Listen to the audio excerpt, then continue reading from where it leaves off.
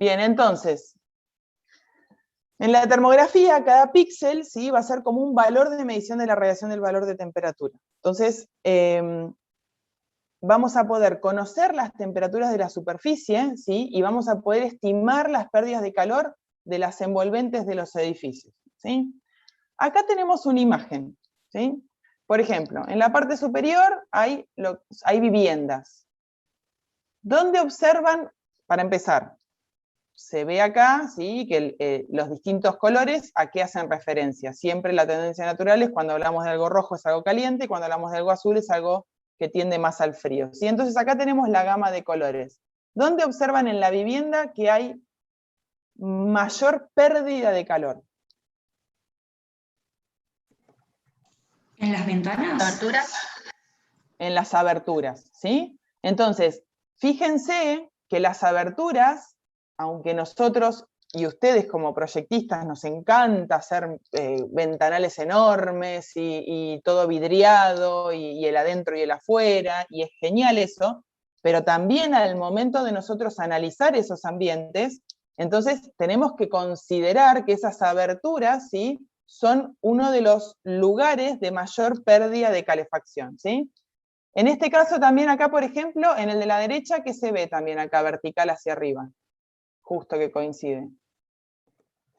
¿La chimenea es? Claro, es la chimenea, ¿sí? Fíjense que es la chimenea y también hay unas pequeñas aberturas donde se observa esa parte. Y por ejemplo, las partes más frías. ¿Qué ven acá en las partes más frías en la parte de la vivienda, la de la izquierda? La envolvente, digamos, de la vivienda. Sí, no es toda la envolvente. Fíjense que alrededor de las ventanas, por ejemplo, en esta cara de acá del frente, también tiene una cierta pérdida. Y acá, en el lado ciego, digamos, en esta pared ciega de la izquierda, justo coincide con la parte de la losa, ¿sí? Donde ustedes tienen la parte de suelo, y ahí esa inercia de masa de la losa hace que tampoco por ahí se pierda demasiado, por eso se indica, se ve esa parte tan fría, ¿sí? Bueno, en un auto es más sencillo, ¿sí? En un auto la parte del motor es la que tiene la mayor temperatura, y todo el resto, digamos, claramente este auto que hicieron acá no está calefaccionado internamente, por eso los vidrios no marcan calor, ¿sí? Pero entonces, sabiendo este tipo de cosas, ya nos vamos acercando y entendiendo estas edificaciones y considerando estas pautas para después nosotros desarrollar nuestros proyectos, ¿sí? Bien. En este caso es ya por ahí un panorama de una ciudad general, en donde claramente los edificios, ¿sí?, son los que tienen mayor temperatura como generalidad, y las zonas de arboleda y de la parte de calle, donde tienen árboles, son las partes más frías. Esto también es muy importante en la parte urbanística, cuando hablamos de la temperatura ambiental y cómo nosotros, con el asfalto y con las veredas y con tanto cemento y concreto en las calles, nosotros generamos tanto calor en el verano, y cómo es importante la parte verde, ¿sí? Y acá otros ejemplos más, ¿sí?, de distintas situaciones. Bien, recuerden, ya vimos lo que es balance térmico y las pérdidas de calor. Ahora nos estamos adentrando en los sistemas de calefacción, ahora específicamente en los de agua caliente. Pero, ¿qué vamos a estar buscando como pautas generales cuando hablamos de los sistemas de calefacción? ¿Sí? Vamos a ir adentrándonos en lo que es términos utilizados en calefacción, de dónde viene ese calor, ¿sí? Ya estuvimos hablando un poco de lo que es el confort, ¿sí?, que es lo que estamos buscando con este sistema de calefacción. Características favorables del envolvente, ¿sí?, entendiendo los materiales cómo trabajan, cuáles son beneficiosos y cuáles son, tienen desventajas respecto a pérdidas de calor, ¿sí?, y cómo utilizarlos de la mejor manera para poder obtener ese confort que necesitamos, ¿sí? Formas de generación de calor y su distribución. En los distintos sistemas de calefacción vamos a ir viendo cuáles son los elementos de generación y cómo se distribuyen, y cómo después utilizarlos para aprovecharlos de la mejor manera en nuestros proyectos. Cálculo de la instalación y componentes, ¿sí? El próximo trabajo práctico, que es de radiadores, vamos a poder calcular los distintos componentes. Más allá de que quizás no se dediquen a calcular todos los componentes el día de mañana, entender cómo es el cálculo nos ayuda también después a proyectar esas viviendas y esos sistemas de calefacción. incorporarlos en los diseños que nosotros estamos haciendo, ¿sí? Porque tiene que estar incorporado, o sea, siempre digo lo mismo, está bueno que la casa sea bella estéticamente y funcional en cuanto a, por ejemplo, la comunicación con el entorno, pero también nosotros queremos estar confortables dentro, y para eso nosotros tenemos estas materias en donde hablamos de los sistemas de calefacción. Selección razonable entre los variados sistemas, ¿sí? Cada sistema va a tener su ventaja y su desventaja, y no siempre podemos utilizar la mejor, también por cuestiones económicas. Entonces, tenemos que, ustedes como profesionales tendrán que ir adoptando el sistema que mejor se adapte al proyecto y al cliente que ustedes tienen.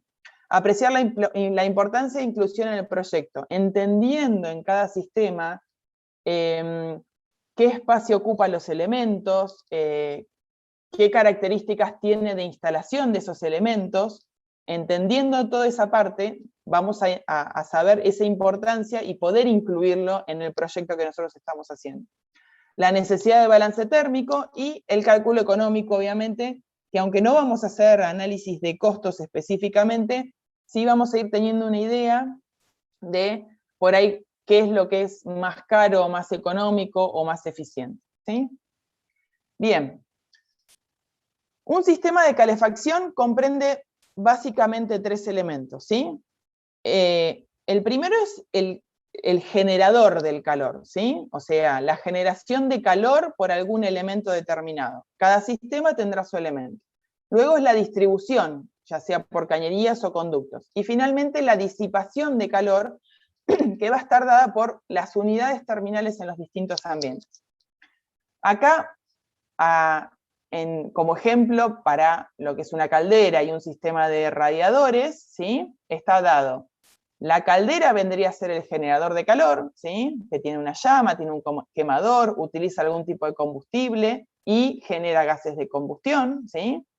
La distribución por cañerías o conductos, ¿sí? Que son estas cañerías que están acá, teniendo alimentación y retornos, ¿sí? Pero después cada sistema tendrá el suyo, y la disipación de calor. Por ejemplo, en el caso de los sistemas de calefacción por agua caliente por radiadores, las unidades terminales son los radiadores, ¿sí? Entonces, el sistema va a estar compuesto por estos 3 componentes. Luego, esos componentes podemos subdividirlos y decir que todo el componente está centralizado, que los componentes están semicentralizados, ¿sí? O que el sistema es individual, ¿sí? Por ejemplo, en un edificio en donde quizás tenemos una sala de máquina en algún sótano, ¿sí? Estamos hablando de un sistema centralizado, ¿sí? Donde todo el edificio está distribuido por una única sala de máquinas y después se distribuye a los distintos departamentos. Cuando hablamos de un semicentralizado, y capaz que será que cada unidad locativa, cada departamento, tiene su caldera individual, ¿sí? Entonces es semicentralizado. Pero bueno, el ingreso de combustible al edificio es general, ¿sí? Y luego un sistema individual, ¿está? Que puede ser, por ejemplo, la estufa a gas, donde está todo incorporado en un único sistema. O sea, el generador, la distribución y la disipación en la unidad terminal está todo junto, ¿sí? Bien. Respecto de cuáles son las ventajas del sistema centralizado con respecto al individual, el Quadri plantea estas ventajas que vemos acá, ¿sí? El centralizado tiene como mejores condiciones de funcionamiento, ¿sí? El calentamiento se produce parejo con mejor regulación general, ¿sí? Al estar centralizado el equipo, va a haber un calentamiento más parejo, digamos, y va a haber una regulación general de todo el edificio. Ocupan menos espacio total, aunque el equipo centralizado va a ser más grande, ¿sí? Si sumamos todos los equipos individuales, igualmente el centralizado va a ser menor a tener todos esos equipos individuales, digamos, en los distintos departamentos, ¿sí? Y habla sobre todo cuando el combustible no es gas y se debe proveer depósitos individuales. Hay algunos equipos que son petróleo. La instalación central es más económica en cuanto a costo de instalación, ¿sí? hay un mejor rendimiento calórico porque la pérdida de los generadores de calor son menores, ¿sí? Tenemos un solo equipo que puede llegar a tener una pérdida de calor, ¿sí? Entonces es menor, digamos, esa pérdida. Mayor duración de los equipos porque van a ser más robustos y menor costo de funcionamiento y mantenimiento. Obviamente que tiene desventajas y hoy día la tendencia es a buscar el confort del cliente y una parte importante de esa desventaja es que no se puede regular el sistema a gusto de cada usuario, ¿sí? Yo creo que acá en Bahía no hay tantos, pero en Capital sí hay muchos edificios viejos que todavía tienen sistemas centralizados de calefacción, con lo cual normalmente la calefacción está bastante alta para conformar, digamos, al cliente que más calor requiere, y no necesariamente es muy confortable tener tanta calefacción, ¿sí? O al contrario, por faltas de suministro de gas, quizás está demasiado baja y uno no puede regular su departamento al gusto del usuario. Y no se asegura al usuario los reales costos de funcionamiento, claro. Quizás un departamento quisiera ahorrar costos y mantener la calefacción baja porque se siente a gusto igual, y tiene que igual pagar porque la calefacción esté alta en todo el edificio, ¿sí? Bien. Los sistemas de distribución del calor respecto al confort hidrotérmico. Ya habíamos hablado un poco del tema del confort en la clase pasada, ¿sí? Y ese confort va a responder a varios factores, ¿sí? Entre ellos son la temperatura ambiente y la curva de distribución de calor. Ahora vamos a ver algo de eso en la imagen siguiente. La temperatura media de radiación en el local, la velocidad del aire, ¿sí? Y la humedad relativa. Entonces, una óptima combinación de todo esto, ¿sí? Supone que el 95% de los individuos se encuentran confortables. ¿A qué se refiere esto? No vamos a conformar a todos los individuos de un ambiente. Por ejemplo, no sé, estamos en una sala de cine, ¿sí? Y en la sala de cine hay personas de 5 años, de 15 años, de 20 y de 60. Normalmente una persona bastante mayor tiene menor circulación, menor movimiento en el cuerpo y suele tener frío, entonces quizás esa persona no va a estar confortable a la misma temperatura que puede estar una persona más joven, ¿sí? Por eso, cuando hablamos de decir que una óptima combinación de estos factores supone que el 95% de esos individuos van a estar confortables. No podemos conformar a todos, pero tratamos de conformar a esa gran mayoría, ¿sí? Bien. Entonces, acá tenemos un gráfico, ¿sí? Acá este primer gráfico dice calefacción óptima teórica. ¿Interpretan cómo es el gráfico? ¿Qué es lo que está mostrando? ¿Qué dice acá arriba? Esto de acá arriba. Los grados centígrados. Exacto, ¿sí? Está marcando una línea de grados de temperatura, ¿sí? Iniciando como en el 0, 16, 20 y 24 grados, ¿sí? Entonces, esto es como un gráfico de doble entrada, ¿sí? Y acá en esta parte de acá, ¿qué sería esto? Esta vertical. ¿Qué marca? Las alturas de las personas. Sí, de las personas. ¿Del ambiente? Del ambiente, exactamente, ¿sí? O sea, yo lo que estoy analizando, la altura del ambiente en relación a las personas, ¿sí? No es que no está previsto la persona tampoco, o sea, es en relación a las personas, y toma un promedio máximo, no está dada para una familia de basquetbolistas, pero toma un promedio máximo de 1,80 m, ¿sí? Pero básicamente está analizando. Y entonces, esto que está acá rojo, ¿qué vendría a ser, digamos? Si yo tengo como esta curva acá, ¿qué me está indicando esta curva de acá? A mayor cercanía al piso, más calor. ¿Cómo? ¿Otra vez? ¿Sí? Julieta. Con más cercanía, digamos, a la parte inferior de la vivienda, más calor se produce. Sí, lo que está marcando es por ahí. Básicamente lo que está marcando está mostrando cuál es la variación de temperatura en la altura de la vivienda, ¿sí? En este caso lo que indica es una óptima, ¿sí? Es una óptima. Y después acá tenemos A, B, C, D y E en los distintos sistemas de calefacción. De acuerdo a ese sistema de calefacción, cómo se está distribuyendo ese calor en la altura del ambiente, ¿sí? Entonces, entendiendo eso, si esta es la óptima, la que queremos llegar, ¿cuál de A, B, C, D, E, y pueden ponerlo en el chat si quieren, ustedes consideran que es la mejor opción? La A, por suelo radiante. ¿El resto? Sí, también. Bien, ¿alguno que contradice?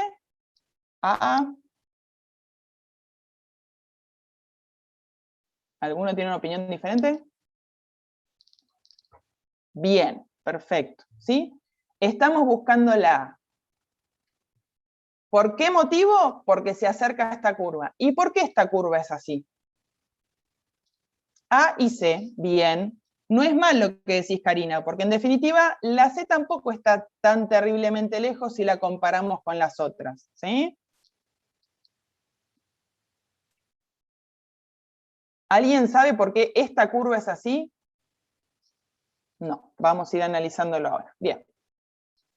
Pero está bien. De este gráfico, lo que ustedes tienen que entender es, nosotros buscamos una calefacción óptima teórica, obviamente que es teórica y después hay un montón de cosas que no se pueden cumplir en la realidad, y cada sistema de calefacción tiene una tendencia, obviamente que también esto es estadístico, no es exactamente igual en cada ambiente, va a poder modificarse un poco según la dimensión del ambiente, según la ubicación de las aberturas, según el tamaño de los radiadores, o si tiene más uno o más de un radiador, o por ejemplo calefacción por tiro balanceado, si tiene más de un calefactor, ¿sí? ¿Está?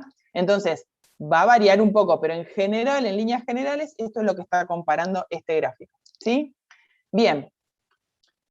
Para poder analizar los distintos sistemas y tratar de relacionar esos gráficos, tenemos que recordar, que ya habíamos hablado algo un poco en la clase pasada, lo que es radiación, ¿sí? Y convección. Entonces, decíamos que la radiación es la propiedad que tienen los cuerpos y objetos para emitir y absorber calor, ¿sí? Entonces, un cuerpo a una determinada temperatura va a emitir calor hacia otro, pero lo único que, o sea, no necesita un medio más que las ondas electromagnéticas, son las que lo transmiten, ¿está?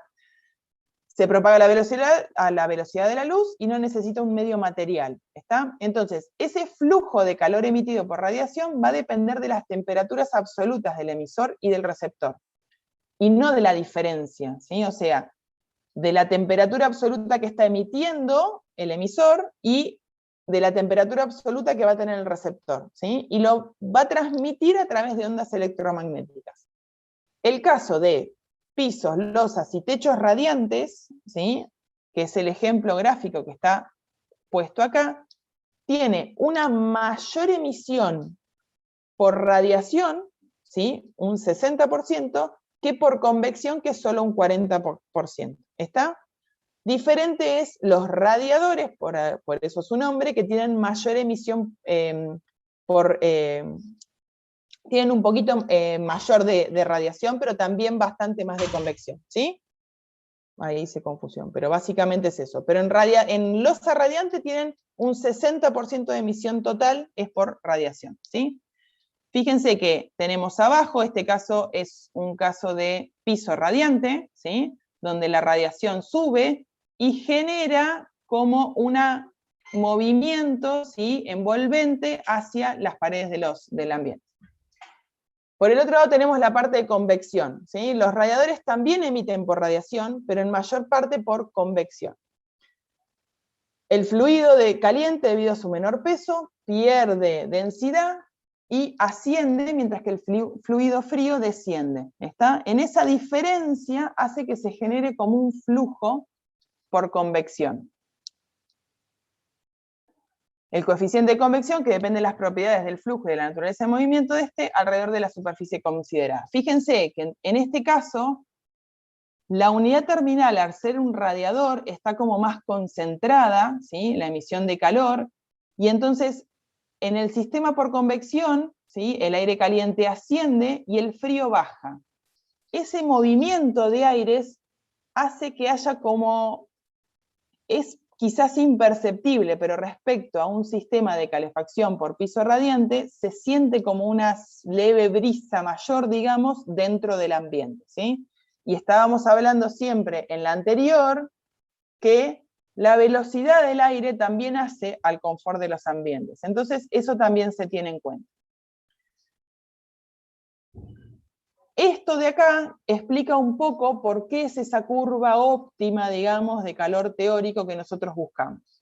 El sistema de calefacción ideal que va a buscar que a la altura de los pies tengamos alrededor de 27 grados. Dice 10 debajo de la temperatura corporal. Recuerden que nuestra temperatura corporal, ahora que con el tema del COVID estamos todos con lo de la temperatura, tenemos que tener alrededor de 37 grados en circunstancias normales, ¿sí? Entonces, la altura de los pies debería ser alrededor de 27, ¿sí?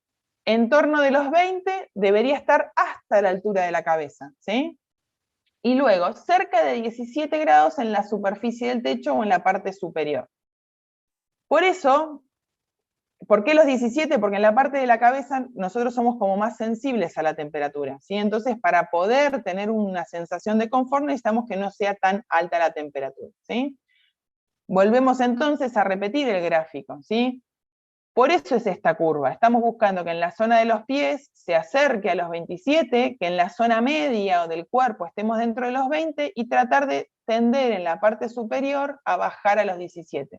Por eso, por ejemplo, la calefacción por radiadores es bastante buena, aunque sea por arriba de la temperatura mayor, porque es más, o sea, es bastante por encima, digamos, de la altura de la cabeza, ¿sí? Pero, por ejemplo, en la calefacción por techo tiene bastante un pico arriba, ¿sí? Y la temperatura inferior en la parte de los pies es bastante menor. En cambio, la de radiadores tiene un poco más de temperatura en la zona de los pies, ¿sí? Por eso siempre se habla de el efecto de pies fríos cuando la calefacción viene por techo, ¿sí? Y bueno, y el caso de calefacción por aire en los sistemas centralizados y la del tiro balanceado, obviamente se intensifica también esta parte de los pies fríos y de que todo el calor vaya hacia arriba.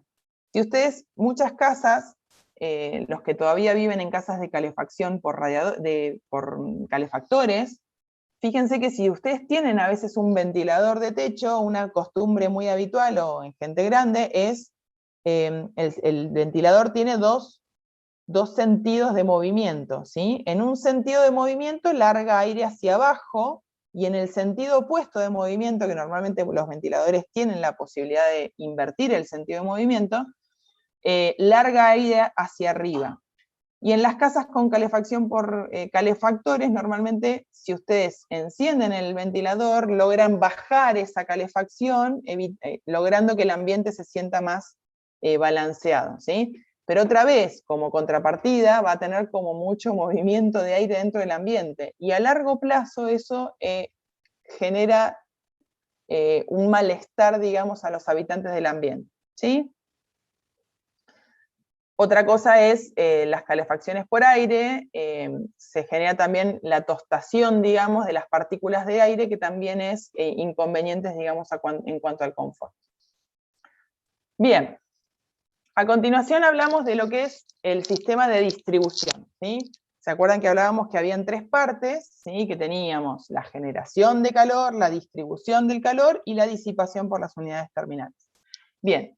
Si nosotros tenemos que clasificar los sistemas en función de la distribución, siempre hablando de lo de calefacción por agua caliente, que es el sistema que estamos hablando hoy, podemos tener distribución por la forma de circulación y por la presión de trabajo.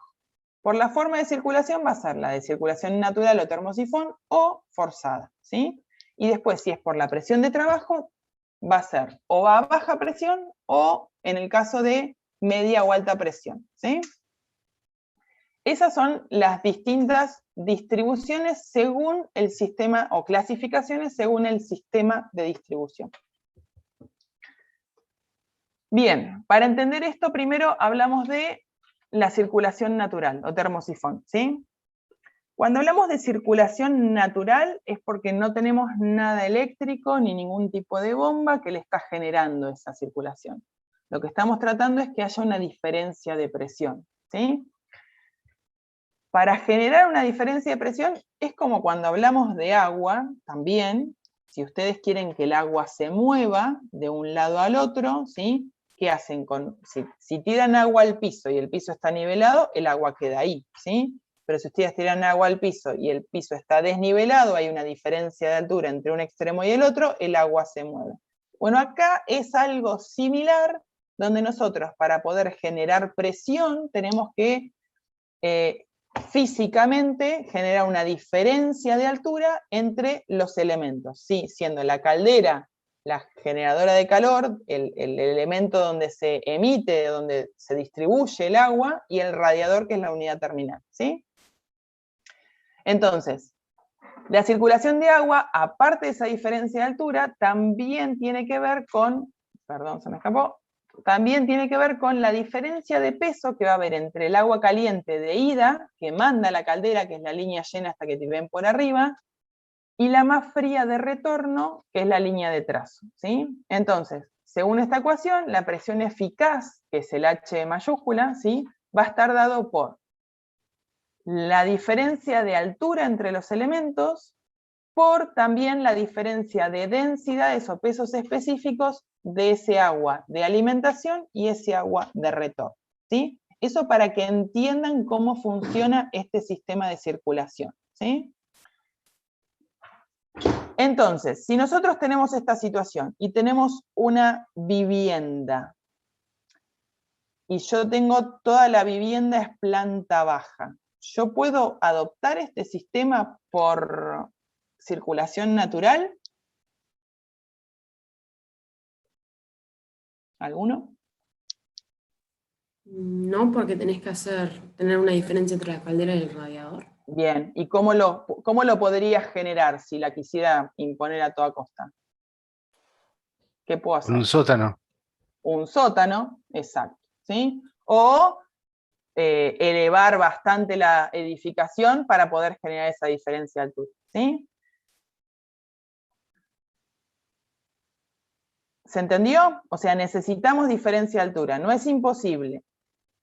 Si nosotros tenemos lugares inhóspitos donde por ahí queremos adoptar el sistema de radiadores y queremos utilizar, no tenemos energía eléctrica, o tenemos energía eléctrica pero no la suficiente para poder suministrar el sistema de calefacción, saben que hoy día estamos con el tema de los paneles solares, etc. Pero también tenemos que plantearnos que hay lugares donde no siempre hay sol, donde no podemos utilizarlo. Bueno, esta puede llegar a ser una solución donde se puede generar confort en una vivienda que está en un lugar alejado, ¿sí? Previendo esta diferencia de altura y generando una circulación natural, digamos, en la instalación, ¿sí? Obviamente que tiene sus limitaciones. La instalación no debe ser muy extensa en sentido horizontal, se va a aplicar a viviendas y edificios de escasas dimensiones. Fíjense que esa presión efectiva no va a ser muy grande, ¿sí? Entonces no podemos utilizarla en una casa de 400 metros cuadrados, ¿sí? ¿Se entiende? Son para viviendas pequeñas o instalaciones pequeñas. Y las unidades terminales deben estar más altas que la caldera, ¿está? Entonces, esto es esquemático, o por ejemplo en un caso de planta de 2 o 3 plantas, ¿sí? Donde se prevé, por ejemplo, una caldera en algún sótano, y cuando hablamos de distribución inferior o superior, simplemente son 2 ejemplos, ¿sí? Distribución inferior significa que ya a partir del principio está alimentando las unidades terminales, ¿sí? Fíjense que la cañería recuerden, la cañería llena, vamos a ir insistiendo, ya después cuando trabajen en el trabajo práctico de radiadores lo van a interiorizar más, pero la línea llena es la de alimentación, la de salida de agua caliente, y siempre hablamos de la de trazos, de las de retorno, ¿está? Entonces, la línea llena va a ir ya alimentando desde el primer nivel a los radiadores, por eso distribución inferior, y en el caso de distribución superior, es ir hasta arriba y alimentar al primero, el más alejado, y después ir bajando. Cada uno se puede adoptar uno u otro, no hay muchas diferencias en función de la geometría del lugar, de la vivienda. En este caso, estamos hablando de bitubular. Después igual vamos a adentrarnos un poco más sobre el tema, pero esto es bitubular, ¿sí? Significa que tenemos toda una cañería de alimentación y luego tenemos casi en paralelo, no exactamente en paralelo, pero casi en paralelo, toda una cañería de retorno. A eso llamamos bitubular. Y en este caso es circulación natural, pero monotubular, ¿sí? Que entonces, la misma cañería va a ir atravesando todas las unidades terminales y desde la última unidad terminal ya va a retornar directamente a la caldera. ¿Está? Tiene dos distribuciones, dos ejemplos de distribución, ¿sí? De distribución superior en el caso de arriba, A que está acá, y en el caso B de una instalación pequeña que no es todo en horizontal, ¿sí? Obviamente que esto requiere que la temperatura inicial de la caldera sea del agua de salida sea bastante mayor, porque va perdiendo temperatura a medida que va atravesando los distintos radiadores. Son básicamente esquemas como para que vean distintos tipos de instalaciones. Bien, habíamos dicho, la clasificación según la distribución puede ser, en cuanto al sistema de distribución, circulación natural o circulación forzada, ¿sí? Recién hablamos de la circulación natural y ahora tenemos la parte de circulación forzada por Raman. Obviamente acá requerimos indefectiblemente de energía eléctrica. ¿Está? ¿Qué ventaja tiene respecto a la circulación natural? No hay dificultades en la circulación del agua, podemos utilizar todo al mismo nivel, ¿sí? Entonces, lo que hablábamos recién, si tenemos una planta baja, que es lo más común, digamos, en viviendas normales, o viviendas que tenemos hoy día, podemos utilizar la ubicación de la caldera en cualquier lado, ¿sí? Las unidades terminales son de menores dimensiones y menor sección interior. Las cañerías van a ser de menor diámetro, con lo cual también es un costo menor. Lo que hablaba recién, las unidades terminales se pueden ubicar en cualquier lugar, incluso por debajo del nivel de la caldera, no importa dónde estén ubicadas, ¿sí? Obviamente que tiene su cálculo y en función de la ubicación y la distancia de los radiadores respecto de la caldera, va a tener el cálculo del diámetro de la instalación. Eso lo van a ver después en el trabajo práctico, pero básicamente lo podemos ubicar en cualquier lado.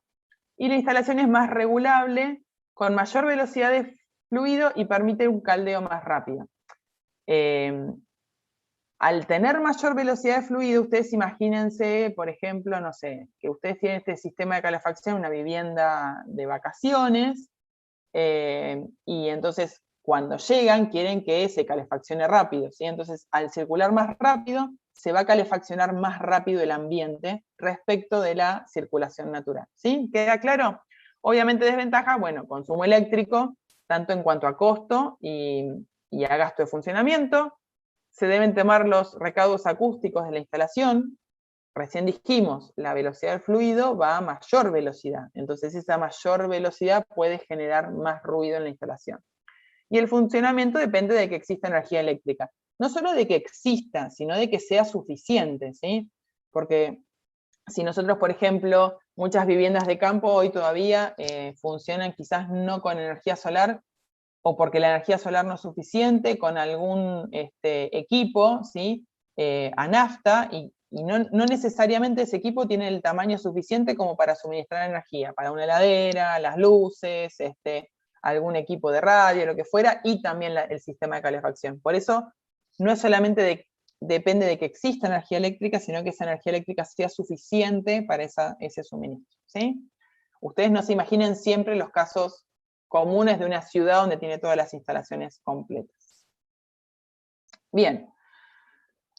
Cuando hablamos de un sistema de calefacción, tenemos distintas, por agua, en el caso de ser radiadores, tenemos distintas partes intervinientes del sistema, ¿sí? Habíamos hablado que teníamos 3 elementos en ese sistema, ¿sí? El generador de calefacción, en este caso es la caldera, ¿sí? El sistema de distribución, en este caso estamos hablando de cañerías o conductos, y bajo un sistema bitubular, ¿sí? Significa que tenemos alimentación en línea llena, ¿sí? Que alimenta los radiadores, y luego tenemos los retornos en línea de trazo, que son los que salen de los radiadores y vuelven a la generación de calor, ¿sí? Y las unidades terminales, que en este caso son los radiadores, ¿sí? Cada radiador tiene elementos, un grifo, una llave, una unión. Eso después lo vamos a ver más en detalle por ahí cuando hablemos de los equipos, ¿sí? Pero este es un gráfico esquemático de un ejemplo de una instalación central de calefacción por radiadores con circulación forzada de agua caliente con bomba en el retorno. Se agregan algunos elementos que ahora vamos a ir viendo más en detalle. Bueno, tenemos el tanque de reserva de alimentación de agua, ¿sí? Porque siempre tiene que haber una alimentación a esa caldera. Y en este caso, un tanque de expansión que está externo, ¿sí? Después vamos a hablar un poco más sobre el tema del tanque de expansión. Pero esto básicamente son los elementos, ¿sí? Y es un sistema de calefacción de funcionamiento continuo, ¿sí? Acá no está especificado, pero también hay un termostato.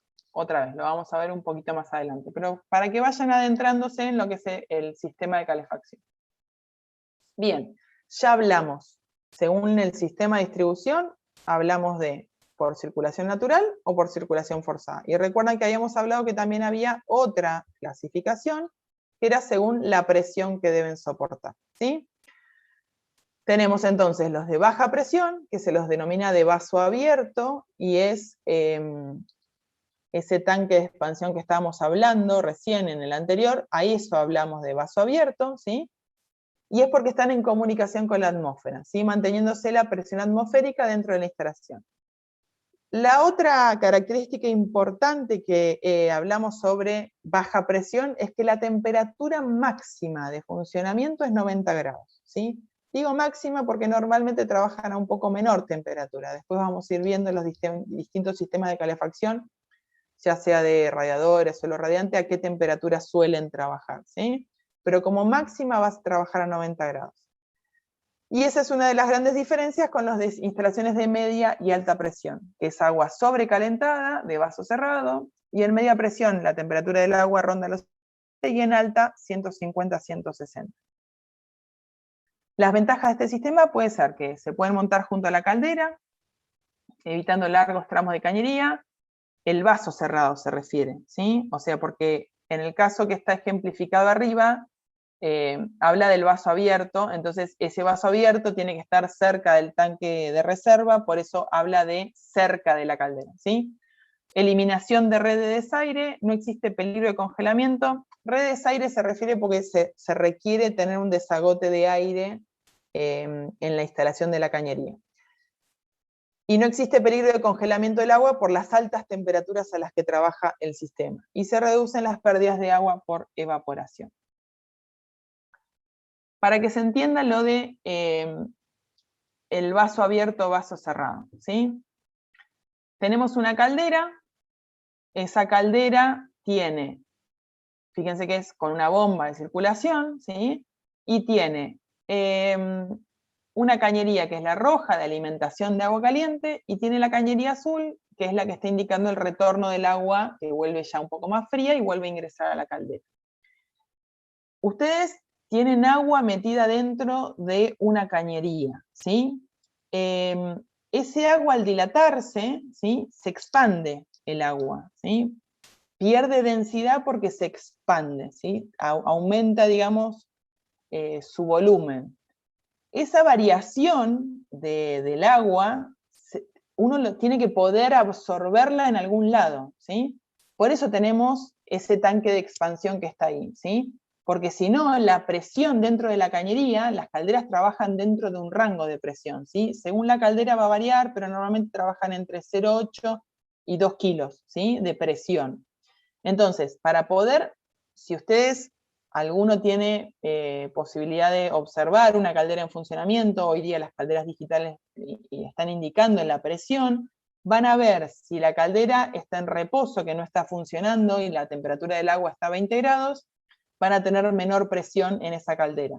Cuando la caldera arranca a funcionar, el agua se calienta, esa presión aumenta, ¿sí? Ese tanque de expansión lo que nos permite es, de alguna manera, absorber esa variación de presión, evitando que el sistema supere la presión admisible, ¿sí? Una manera es el vaso abierto, que es el de la izquierda. Significa que está a presión atmosférica. Tenemos un nivel de agua y la presión es la del aire de afuera del exterior, ¿está? Y el vaso cerrado lo que tiene es una membrana dentro, ¿sí? Esa membrana va a ir subiendo y bajando dentro del vaso, ¿sí? Para que se absorba esa presión, digamos, del vaso. Acá está esta diferenciación, y esta es la válvula de desaire, ¿sí? Porque como esto no está sometido a la presión atmosférica, necesita tener una válvula de desaire dentro para poder liberar, digamos, el aire excedente que no pueda absorber dentro del tanque de expansión, ¿sí? Espero se haya más o menos entendido, ¿sí? Las calderas hoy día, hay muchas calderas que siguen utilizando el tanque de expansión externo. El tanque de expansión cerrado no es solamente utilizado en los de alta y de media y alta presión hoy día, ¿sí? Las calderas hoy tienen incorporado también el tanque de expansión cerrado dentro de la caldera.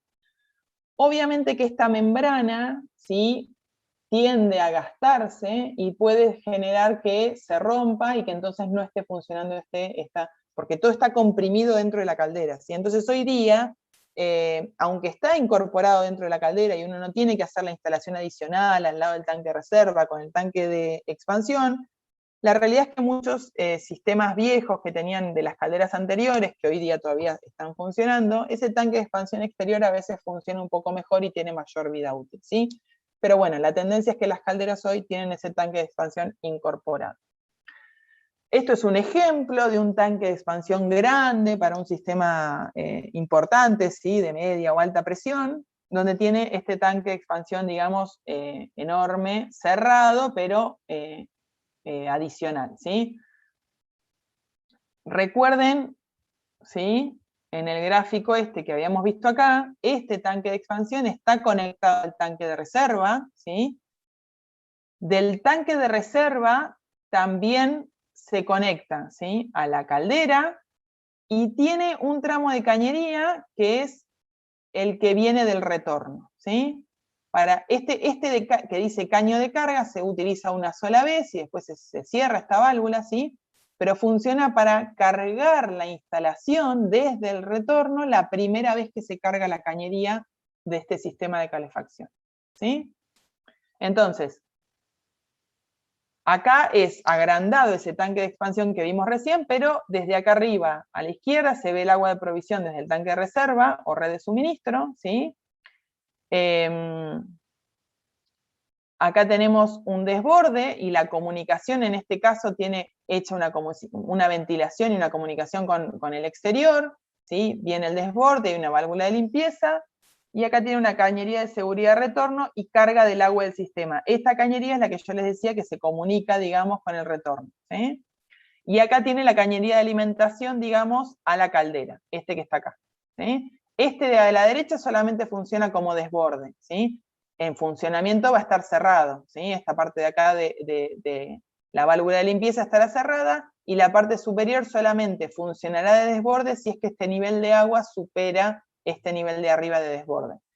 Pero respecto al gráfico que habíamos visto antes, esta es la comunicación desde el tanque de reserva, este de acá es la que veíamos como línea de trazo de acá abajo de la derecha como línea de trazo, y este de acá de la izquierda es la alimentación a la caldera. Yo estoy indicando con la flechita del mouse. ¿Ustedes la ven, la flechita del mouse? Capaz ni la están viendo.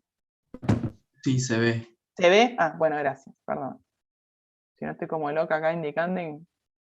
Bien. Funciones del tanque de expansión. A ver si acá me olvidé algo. Bien, no, bueno, nada más me olvidé. Ese aumento de volumen puede ser de alrededor del 3%, ¿sí? Cuando hablamos de la temperatura del agua. En un sistema de calefacción de radiadores, ¿sí? ¿Qué dijimos? La temperatura máxima era 90, ¿sí? Normalmente están seteadas las calderas para trabajar a 80 como máximo, ¿sí? En la realidad.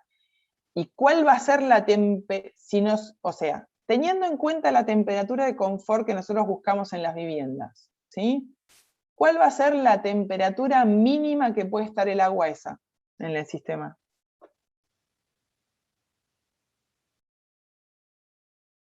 ¿Alguno? Cri, cri. 20 grados centígrados. Exacto. ¿Puede bajar de 20 grados la temperatura del agua de la cañería? Podría, si hay una pérdida de calor en algún punto. En realidad, no, pero ¿por qué? Porque si yo seteo mi temperatura de termostato de la caldera de la instalación que sea 20 grados, en el momento que baja de 20 grados es donde la instalación se prende y me dice, tengo que empezar a calentar el agua para lograr que la temperatura ambiente vuelva a subir. ¿Se entiende? Entonces, esa temperatura del agua va a estar siempre entre 20 y 80. Estamos hablando de la temperatura del agua de la cañería, ¿se entiende? Está bien igual lo que decís, pero se supone que si yo, cuando baja la temperatura del ambiente del agua, del ambiente, esa temperatura del agua también va a tender a bajar. Entonces, ahí es donde el termostato me va a decir, y no, tengo que volver a subir la temperatura, la tengo que calentar para lograr ese ambiente. Entonces, el agua de la cañería va a estar rondando siempre entre 20 y 80 grados, ¿sí? 80 porque es la que podría ser 90, alguna instalación si quieren la pueden setear a 90 grados, ¿sí? Pero se setea a 80 también porque temperaturas muy altas tienden a desgastar más la instalación, ¿sí? Y esa variación de temperatura puede generar un aumento de volumen del 3%. Por eso estamos teniendo este tanque de expansión, ¿sí? Para poder permitir ese aumento de presión y no dañar los elementos, ¿sí? Bien, entonces, ¿cuáles son las funciones del tanque? Mantener el nivel de agua de la instalación, permitir esa variación de volumen que hablamos recién para evitar roturas de la instalación, verifica si hay pérdidas no visibles en la instalación, sujetando el flotando y observando la variación del nivel. Eso es para el caso de ese tanque de expansión grande que vimos recién en una instalación enorme. Por ahí en una vivienda esto no lo van a tener como posibilidad. Elimina el aire-vapor por excesivo calentamiento del agua, ¿sí? Ese grafiquito que habíamos visto al principio, pero esto de acá a la derecha, ¿sí? Pero igualmente también las calderas hoy día que tienen el tanque de expansión incorporado tienen también una liberación que está seteada para poder hacer esa eliminación de aire-vapor. Y llenado de instalación en el arranque del sistema, ¿sí? Fíjense que acá habíamos visto que ese tanque de expansión exterior está comunicado con el tanque de reserva, que acá, bueno, ahora no está dibujado en este, pero porque tiene alimentación de agua, ¿sí? Y va para allá. Si nosotros tenemos una caldera donde el tanque de expansión está incorporado, entonces la alimentación de agua desde el tanque de reserva va directo a la caldera, ¿sí? Y el tanque de expansión lo tenemos adentro. Acá este caso es una situación donde el tanque de expansión es este chiquito a la izquierda, que está vinculado ahí al lado del tanque de reserva, ¿sí? Y es un ejemplo en una vivienda que tiene el tanque de expansión exterior, ¿sí? Esto que está acá en rojo es el tanque de expansión cerrado, ¿sí? Este gráfico que está acá, el 1 sería la caldera, el 5 de acá es para la liberación de vapor, y acá tenemos el elemento de alimentación, el 7 es el tanque de expansión, y acá tenemos el retorno, ¿sí? Es un ejemplo de los elementos del tanque de expansión cerrado.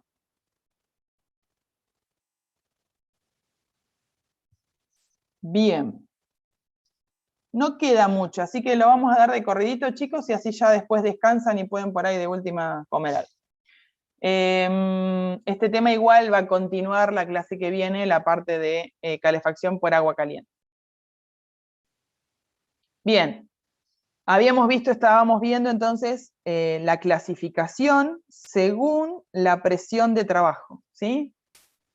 Y teniendo en cuenta eso, otra vez tenemos algunas ventajas y desventajas para la calefacción por agua caliente a baja presión o de vaso abierto, ¿sí? Que es la que tiene como temperatura máxima los 90 grados. Proporciona un caldeo suave, agradable y uniforme, ¿sí? Es mínimo el enrarecimiento de aire debido a la tostación de polvo y funciona sin producir ruido alguno. En realidad por ahí tiene que ver, esa comparativa es no al sistema de baja presión respecto al de alta, sino más que nada también al de baja presión respecto a los de aire, por ejemplo, ¿sí? Hay una buena regulación central, variando la temperatura del agua. Eso que hablamos de que nosotros tenemos la regulación de esa temperatura máxima del agua y va a estar entre 20 y 80. Duración considerable de las instalaciones. Ahí sí también es una comparación con el de alta presión, ¿sí? De media y alta presión. Como los otros sistemas trabajan a mucha temperatura, el desgaste de los elementos, los accesorios la cañería que está a una presión mayor hace que a largo plazo se tienda a desgastar más la instalación, ¿sí? Y requiera más mantenimiento. Cuando se trabaja a temperaturas inferiores, ¿sí? Nosotros tenemos menor desgaste, por eso hay una duración mayor de las instalaciones. Y menor pérdida de calor por las cañerías por temperatura de trabajo relativamente baja, ¿sí? Como desventajas, peligro de congelación del agua en el caso de temperatura exterior muy baja. Otra vez, está dado para el ejemplo en que ese tanque de expansión está exterior, porque recuerden que tienen ese tanque de expansión afuera, con una cañería que se vincula hacia adentro, y entonces está expuesto a las temperaturas de congelaciones exteriores. Lentitud de puesta en régimen, sobre todo en sistemas por gravedad. Se acorta ese lapso con la bomba circuladora. Sí, si comparamos con uno que trabaja 120, 150 y 160, obviamente la puesta en régimen para lograr esa calefacción o ese confort interior va a ser menor en este que trabaja 90, 80, ¿sí? Pero tampoco es tan terrible. Sobrecalentamiento, más considerando que ahora se utilizan los radiadores de aluminio y ya no se usan tanto los radiadores de fundición. Después, cuando hablemos de esos elementos, vamos a charlar un poco más sobre el tema. Y sobrecalentamiento por calor remanente en los radiadores al cesar la producción de calor, más o menos, o sea, queda un calor remanente y se producen pérdidas de agua. Si se producen pérdidas de agua, se originan perjuicios en el edificio. Eso también, otra vez, hablando del sistema de calefacción por agua respecto de otros tipos de sistema de calefacción, ¿sí? Bien. Y acá una clasificación respecto a la distribución de la cañería, ¿sí? En este caso, ya algo le había comentado antes, era o bitubular o monotubular, ¿está? Entonces, si hablamos de bitubular, es desde la caldera, sale la cañería de alimentación, va alimentando los distintos radiadores o unidades terminales, y después desde los radiadores va volviendo la cañería de retorno, que es la de trazo, ¿sí? Pero va siendo individual de cada una de las unidades. Si hablamos de monotubular, es una única cañería que alimenta y retorna, ¿sí?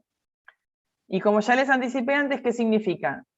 Yo acá voy teniendo una pérdida de temperatura, ¿sí?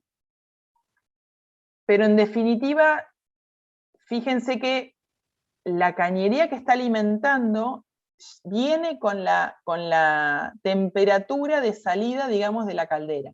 Más allá de que acá, cuando llega al segundo, al tercero y al cuarto radiador, baje un poco la temperatura, ¿sí? Pero en general va teniendo, digamos, una vinculación más directa con la cañería de alimentación. Al hacerlo monotubular, yo tengo que inmediatamente después tener el retorno del agua. Entonces ya en este tramo de acá, ya se está mezclando la cañería de alimentación, o sea, el agua de alimentación que está a temperatura de 80, 90 grados, y ya se está mezclando con la salida de agua fría, con lo cual ya está recibiendo a menor temperatura. Por eso requiere que quizás trabaje a mayor temperatura de salida, ¿sí? Quizás tengamos que llevarlo al extremo de los 90 grados de la caldera para poder llegar, digamos, al confort. Y las cañerías van a ser de mayor diámetro, generando también quizás lo que nos ahorramos en tramo de cañería, pero también son cañerías de diámetro mayor. Hoy la tendencia es utilizar el bitubular, ¿sí? Pero no significa que no se pueda utilizar este sistema también, ¿sí? Pero el más usual de utilización hoy día es el bitubular. Y tenemos el ejemplo, como habíamos visto antes, en el caso de la bitubular, que puede ser distribución superior o distribución inferior, por ejemplo, para el caso de distribución natural. Y acá hablamos de sistema de retorno compensado. No vamos a hablar en detalle de cada uno de los sistemas, simplemente que entiendan a qué se refiere con retorno compensado.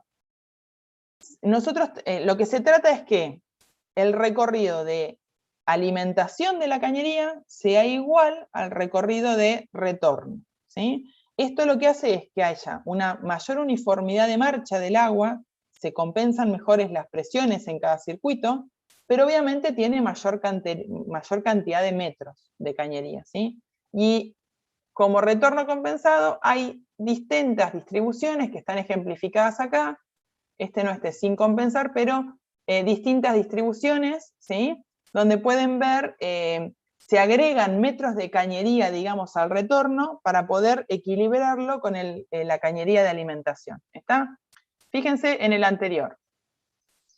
Si ustedes observan, después van a ver que los radiadores, según el modelo, tienen una cierta altura. Si esto está por ahí ejemplificado un poquito separado, pero normalmente esta cañería de alimentación y de retorno van casi pegadas, ¿sí? en el albañal o en el contrapiso donde lo estemos ejecutando. Entonces ya, por cada radiador, fíjense que nosotros tenemos que ingresar en la parte superior del radiador y nosotros salimos de la parte inferior. Esto está dibujado como visto de frente, pero esto en la realidad en 3 dimensiones, estas dos cañerías van en paralelo y la diferencia entre este y este es básicamente la altura del radiador. Entonces, por cada radiador ya tengo por lo menos 50-60 centímetros de cañería de diferencia, ¿sí? O sea que va a ser más corto, digamos, el tramo de cañería al retorno que el de ida. Lo que busca el sistema de retorno compensado es agregar cañería, alejar esa cañería de retorno para que sea más equilibrado. Tiene sus ventajas, no se hace por también una cuestión de que si tenemos que alejar, digamos, la cañería de retorno, quizás no queda en el mismo albañal, después vamos a ver un poco el tema de los albañales o de la ubicación de esa cañería, del hueco que le hacemos en el contrapiso, y se tiende a utilizar, digamos, no se usa, digamos, lo que es el retorno compensado, pero tiene esas ciertas ventajas de que tiene mayor uniformidad de marcha y se compensan un poco las presiones, ¿sí? Bien, por hoy vamos a cortar acá, ya después vamos a hablar un poco de lo que es el tema de el cálculo del trabajo práctico, etcétera, ¿sí? Y un poco de los elementos, de los distintos elementos, digamos, del sistema, la caldera, los distintos tipos de calderas, los radiadores, qué equipos hay, y charlar un poquito sobre el tema de las cañerías, tipos de cañerías, etcétera. De lo que se explicó hasta ahora, ¿alguna consulta, chicos? ¿Que pueda responder? Yo, Patricia, no entendí muy bien cómo es que funciona lo de el tanque uy, se me fue el nombre. De expansión. ¿Qué es? O sea, entendí como que suministra agua fría como para bajar un poco la temperatura del circuito, algo así. No, no. En realidad, bueno, vamos a volver por las dudas.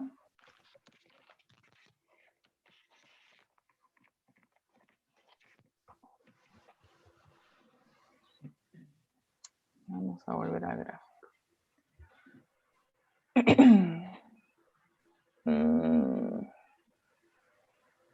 A ver con cuál. En este. Vos acá, en realidad, vos olvidate del caño de carga de alimentación del agua, ¿sí? Esta línea de trazos de acá se usa solamente una vez cuando ustedes tienen la instalación nueva y tienen que cargar de agua la cañería, ¿sí?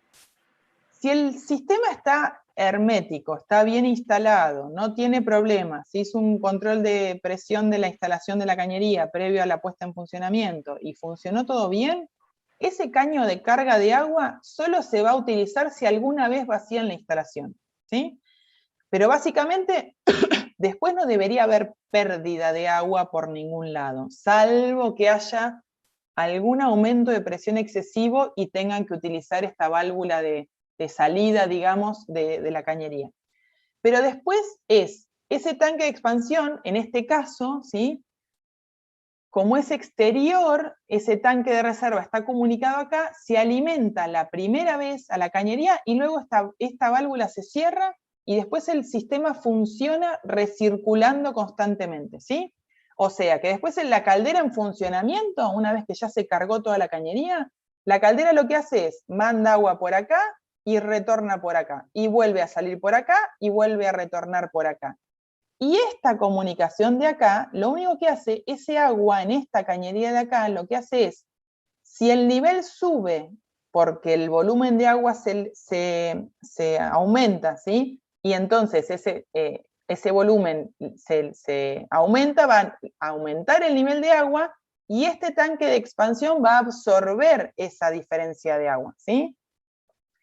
Si es muy grande, y bueno, quizás tenga que retornar acá, pero en definitiva, para que te quede claro, esto es como que se utiliza una vez, ¿sí? Si hay un volumen, digamos, que aumenta este volumen y requiere mandarlo acá al agua, y bueno, sí, tendrá que retornar, pero es mínimo, ¿sí? Si no, en sí lo que está funcionando es para que aumente y permite esa dilatación, digamos, de volumen de agua. Porque fíjate que en el caso del cerrado, ¿sí?, solamente está vinculado acá, y entonces lo único que hace es esa membrana sube y baja nada más, ¿sí? Pero básicamente lo que hace es absorber la dilatación de volumen de agua que se provoca cuando se calienta ese agua a temperatura mayor a 20 grados, ¿sí? O sea, absorbe esa dilatación. Si no la absorbiéramos con eso, la presión adentro es como decirle, ¿vieron cuando sacuden una gaseosa?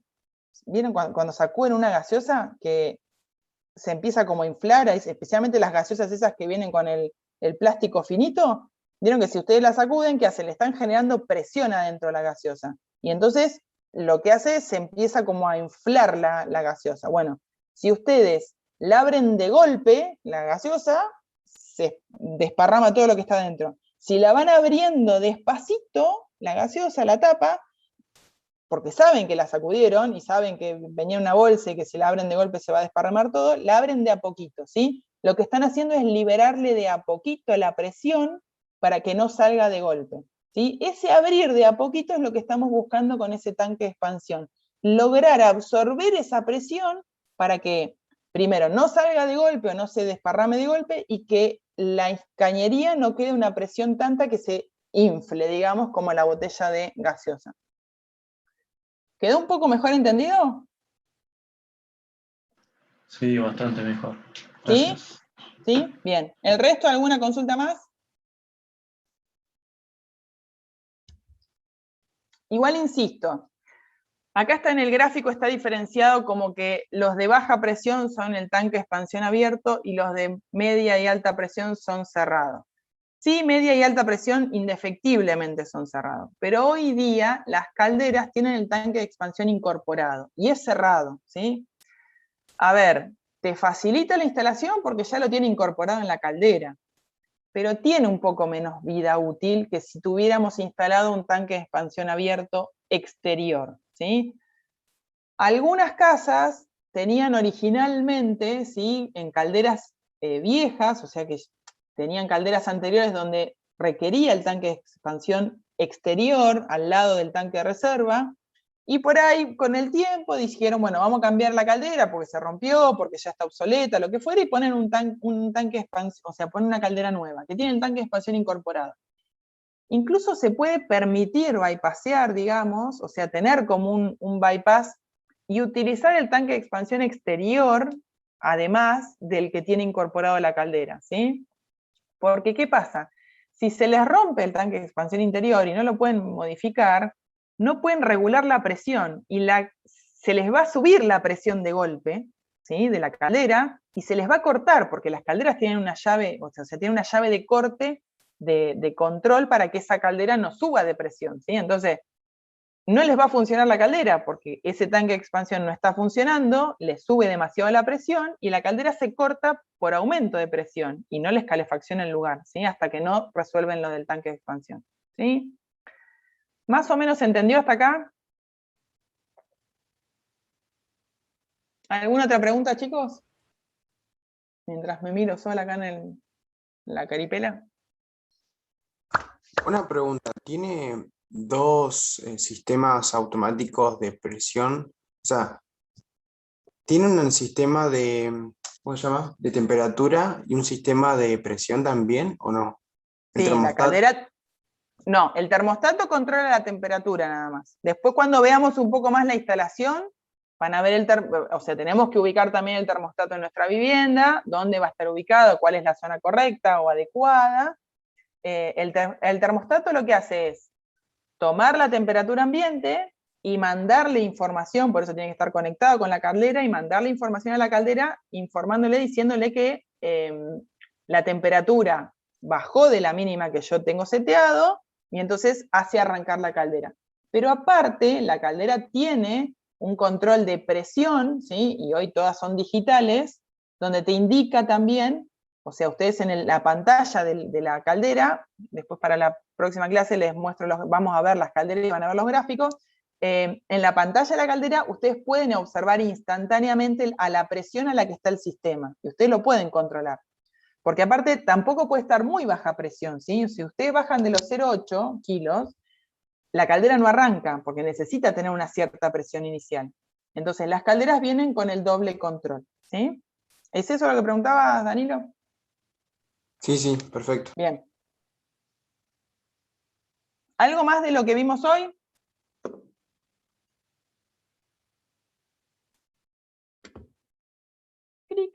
Bueno, no.